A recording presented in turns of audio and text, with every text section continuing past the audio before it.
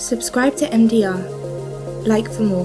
My admiration of Hrithik Roshan has no bounds, and I am not ashamed to admit that I have not been able to make many or any videos about him yet, but I admire the choices he has made in his career, especially after the mid-2000s. In addition to offering the first big-screen superhero to Indian cinema, he also made historical fiction epic films that would have either been hits or disasters, some of which worked and others did not. Even in remakes, he was able to offer a distinctive and much more subtle interpretation of roles that some other actors would have overdone. Likewise, he kept his blockbuster vibe going with films like Dhoom or Bang Bang, so really, Hrithik has done it all. As for Saif Ali Khan, he seems to care more about making great films, even if they are offbeat. And that's what he does. It's impossible to ignore how much it meant for a big screen actor to star in a crime drama Netflix series that kicked off the OTT revolution in the entertainment industry of India. Likewise, Saif is a groundbreaking actor despite not being largely recognized for it. So why would they choose to star in a remake of all films? The honest answer is, I don't know.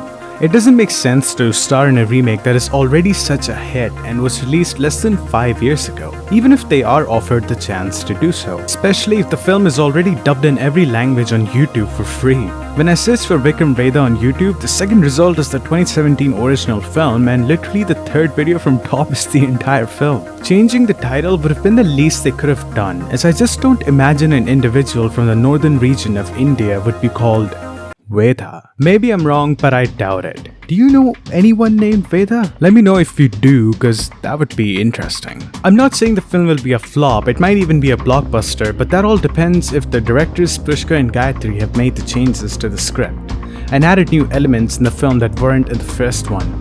It is vital for a director to remove all the negatives and ensure that the new version is the best representation of the original whenever he or she has a chance to remake an old film. I don't see much of a marketing campaign going on for this film, even though the budget of the film is huge, the most for a Hrithik Roshan film I heard, which is around 175 to 185 crores. That's 19 million pounds or $21 million. Did they spend all the money to recreate Lucknow in UAE? I don't know, I mean, why would they even do that? The film will be released on the date of Dussehra, and that seems to be a recurring theme in the film, so this might actually favor the film more than we think, and that seems like the only good marketing thing. Look, the film seems promising and the team behind the scenes seems to be really into it as well, but I don't know whether it has been made in the way I'm picturing or what I would want it to be.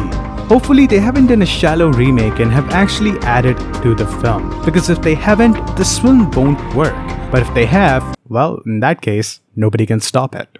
Here's me rooting that Vikram Vedha will be a good film and it will work.